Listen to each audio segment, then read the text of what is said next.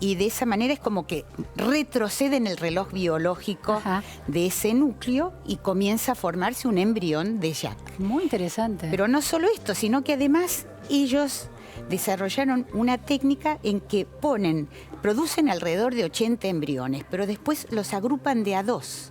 Estos dos embriones se pegan y uno actúa como una especie de backup del otro. Claro. Y entonces pueden elevar las preñeces del 40 al 70%. O sea, mejoran la eficiencia de la técnica. Ahora, ¿cuándo se va a empezar a desarrollar efectivamente Bueno, ya están hechos los embriones, ya tienen muchas ofertas o propuestas para animales que van a llevar adelante la gestación, así que en unas 2 o 3 semanas esperan poder empezar a gestar el Jack y al cabo de la gestación estaría ya naciendo un Jack en la Argentina. Veremos si todo sale como está previsto. Estaremos atentos a ese nacimiento, ¿no? O no sé cómo se llama. Una nueva generación de Brad Pitt. De Brad Pitt. Una nueva de 4 patas. Nos vamos ahora con Juan Pablo Zanotto. La línea E llega hasta Retiro, ¿no? Juan Pablo, ¿cómo es esto?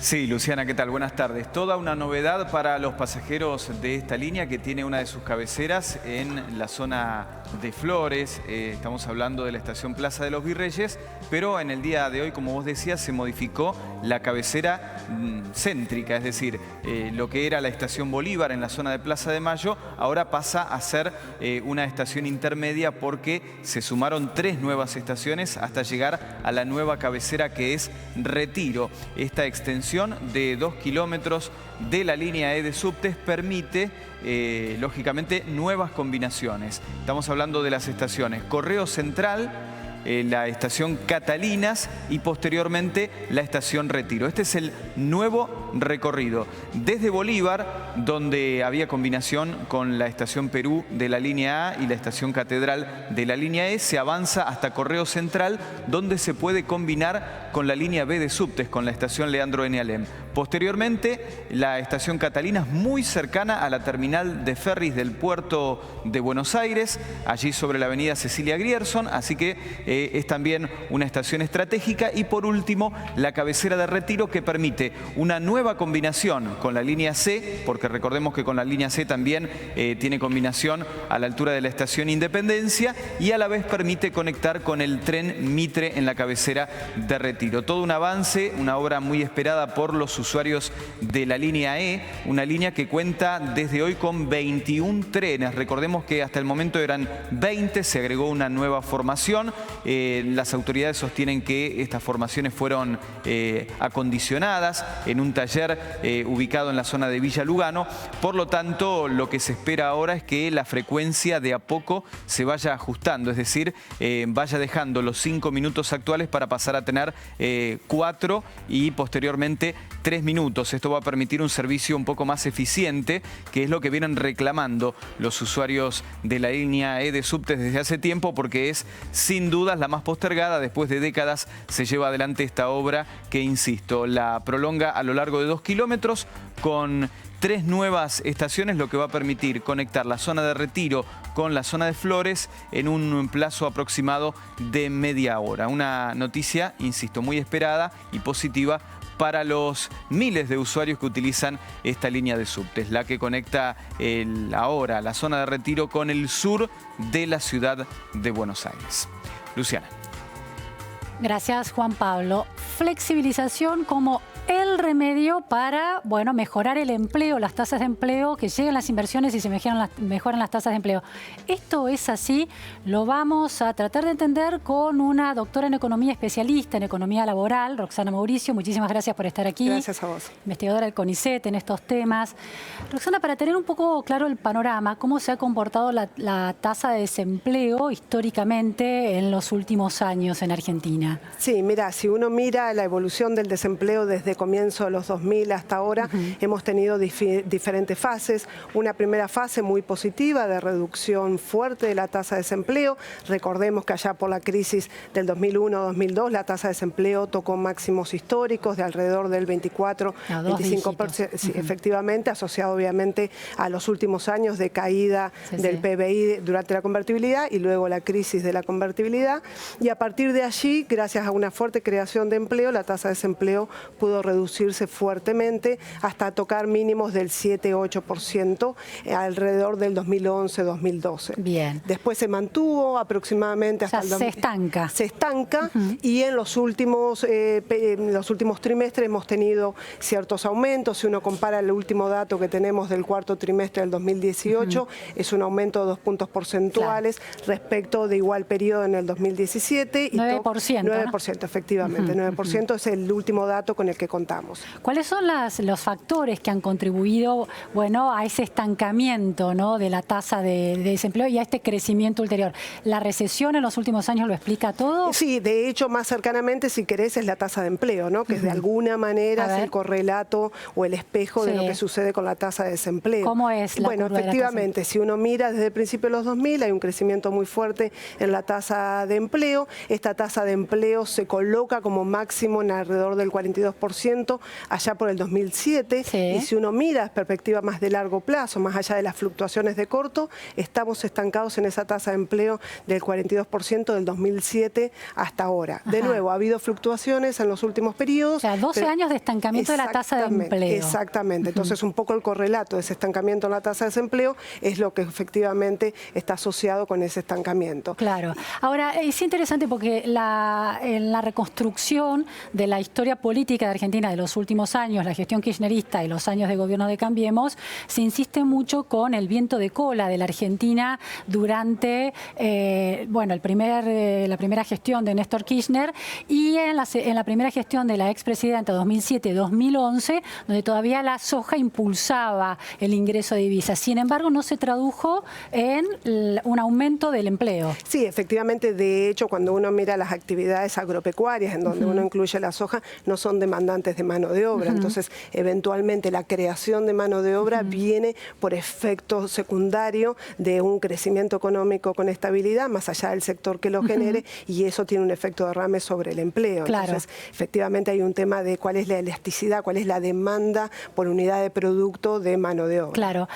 ¿Cuál es eso es tasa de empleo, tasa de desempleo? Después están los niveles de informalidad. ¿Cómo se comportan? O sea, gente que está trabajando en negro. Exactamente. Bueno, ahí efectivamente también tenés como distintos ciclos, ¿no? Un periodo fuerte inicial de caída, pero que se detiene ya hace bastantes años, alrededor del 2014. Porque la caída ahí sería positiva, la caída de la informalidad. Claro, estamos hablando del porcentaje de asalariados que no están registrados en la seguridad social. Venía cayendo entre 2000 y 2014, viene cayendo la informalidad fuertemente. Y se frena en 2014. Aproximadamente en el 2014, después tenemos un periodo más o menos de estabilidad y en los últimos trimestres, que es la información que venimos teniendo, se observa cierto crecimiento y hoy estamos en alrededor de un 35% de los asalariados que no estarían cubiertos por la seguridad social, no están cubiertos por la normativa, la legislación laboral. ¿Y cuántos son asalariados en la Argentina del total de gente en condiciones de trabajar? ¿Cuántos están efectivamente con salario? Bueno, ahí en realidad si vos mirás el total del empleo, si querés, aproximadamente de ese total del empleo, 75% son asalariados. Sí, y de ese 75%... Efectivamente, ese 35% son asalariados no registrados en la seguridad social.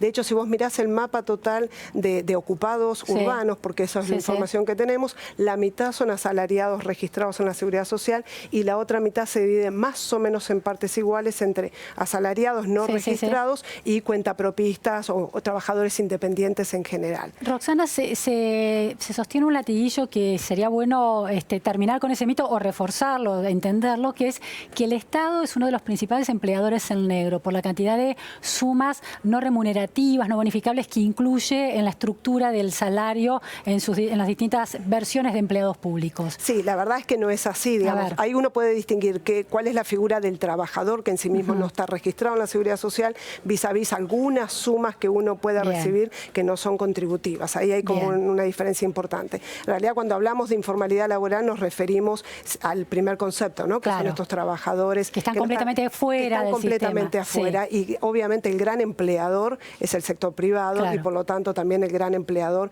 en empleo informal, digamos. O sea que el sector público puede contribuir a través de ciertos contratos claro, a este empleo informal, pero claro, en realidad el gran empleador es el sector privado en general y por supuesto también en materia de informalidad. De ese sector privado, ¿son las grandes empresas las que incumplen con las obligaciones laborales y sociales de sus de la gente que trabaja para ellas, o son la masa de pymes que hay en la Argentina? Bueno, en realidad, para darte un número, A aproximadamente el 65% de estos asalariados no registrados sí, están en pequeñas y microempresas. ajá, O sea que hay una asociación muy cercana entre informalidad laboral y pequeños establecimientos donde la productividad a claro, su vez y la capacidad de contribuir es muy baja, ¿no? Ahora, eso es un problema, digo, porque lo que se sostiene siempre es que el desarrollo de las pymes es fundamental en cualquier país, en Argentina también, pero al mismo tiempo cierto sector de las pymes no está contribuyendo a la calidad del empleo y del salario, Efectivamente, ¿no? si querés, son como las dos caras claro, que contribuyen a esta mirada.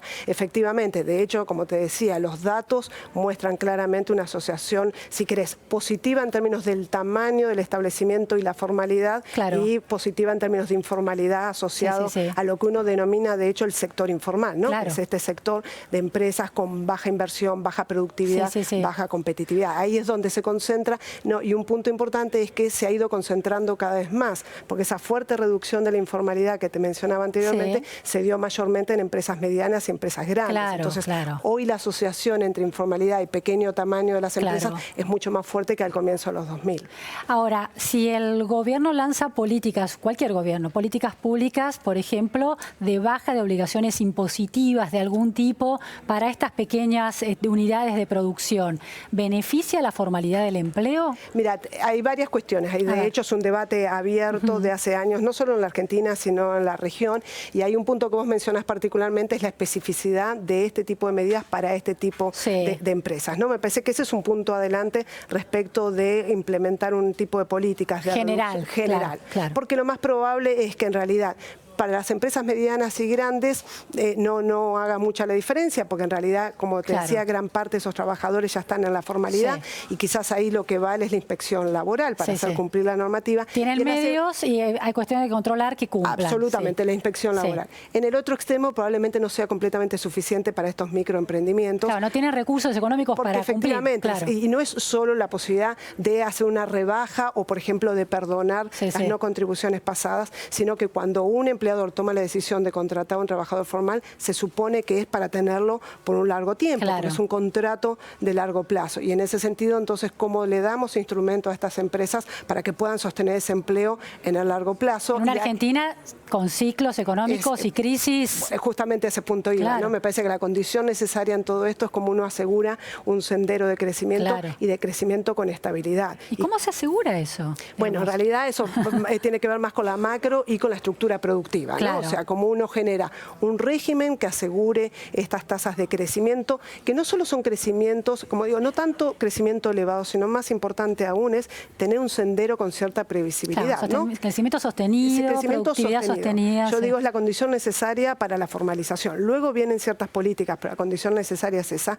Pero no solo es eso, sino cómo ese crecimiento apuntala justamente a estas empresas más pequeñas, y básicamente estamos hablando de un cambio en la estructura productiva que genera un cambio importante en la estructura ocupacional, ¿no? Claro, y la estructura impositiva acompañando eso, pero no puede ser el punto de partida, no alcanza con eso. Efectivamente no alcanza. Entonces me parece que ahí el punto importante, y es donde me parece que el país y la región también tiene un camino largo por recorrer, es cómo establecemos un conjunto de políticas que apunten al mismo fin, ¿no? Apuntalar el crecimiento del empleo en estas pequeñas y medianas empresas, que como vos decías son un pilar importante de la creación total del empleo, pero cómo hacemos para crear empleo de calidad, empleo registrado. Y ahí no es solo la macro, no es solo la estructura productiva, es un conjunto de medidas donde también hay políticas laborales y quizás algún tipo de incentivo como el que vos mencionabas anteriormente. Roxana, está la discusión casi instalada ideológicamente de la flexibilización laboral como la puerta a la inversión plena y al pleno empleo. Si los empresarios y las empresas tienen la posibilidad de tomar empleados, pero no tener tanto castigo al momento de discontinuar sus líneas de producción o cambiar las estrategias de negocio, la idea es que esos empleados que son despedidos de un lugar van a poder ir a otro y así sucesivamente. ¿Este círculo virtuoso se da en algún lado? ¿Es viable? Bueno, un poco sigue la discusión de lo anterior, ¿no? De alguna manera se menciona la rebaja de aportes patronales o la flexibilización, que en realidad en particular lo que estás mencionando, en general se discute el rol de la indemnización, claro. ¿no? Digo, cómo uno logra esa flexibilidad para una mejor asignación del trabajo. Mira, cuando uno mira sobre todo en países, de hecho, la flexibilización de hecho está porque te lo dan estas formas de empleo completamente fuera de la legislación o los contratos temporarios que están admitidos por la propia legislación y son contratos formales registrados, con lo cual de hecho ya hay una flexibilización importante. Si uno compara el grado de flexibilidad y el grado de rotación laboral que tienen los trabajadores en América Latina en general y en particular en Argentina, y lo compara por ejemplo con los países europeos, la rotación, las entradas y salidas de trabajadores es mucho más elevada, incluso que Estados Unidos, que tiene un grado de ¿En América Latina y Argentina? Y en Argentina, efectivamente. O sea, uno puede hacer una estimación. Argentina tiene menos tasa de rotación que países menos desarrollados en la región, pero tiene una tasa de rotación mayor que los países europeos. Con lo cual ya en los hechos te muestra que es un mercado en donde los trabajadores rotan y rotan mucho. En general esa no es una rotación virtuosa, ¿no? Claro. En general tiene que ver justamente con la informalidad laboral, trabajadores que rotan entre un puesto no registrado. Así que de alguna manera hay una flexibilización laboral de hecho en Argentina. Efectivamente. Ahora, ¿eso no ha redundado en mayor empleo y en mayor productividad? Ni en mayor inversión. No, por eso, porque en realidad cuando uno mira qué tipo de rotación laboral, no es una rotación laboral donde uno mira la trayectoria laboral ascendente de esos trabajadores, sino más bien es rotación precaria. Para sobrevivir. Exactamente, en donde uno transita entre el desempleo, la informalidad y el cuentapropismo. Entonces, ahora, por ejemplo, de un país como Chile, ¿no? Que siempre se lo mira a Chile como una economía que ha logrado despegar en la región. ¿Cómo funciona esto en Chile, esta flexibilidad laboral? Bueno, de hecho Chile o Perú son países en donde la legislación misma prevé distintos tipos de contrato temporarios. Entonces, en realidad la rotación existe, también existe en este sentido, como te digo, de la informalidad y el cuentapropismo, pero ahí se suman formas legales en donde la propia legislación laboral permite que uno pueda tener distintos tipos de contrato a tiempo determinado, y eso en sí mismo conlleva una rotación más elevada, porque el trabajador puede estar rotando entre distintos tipos de contratos. ¿Cómo es la tasa de empleo y de desempleo en Chile o en Perú? Bueno, la tasa de desempleo es más baja que en la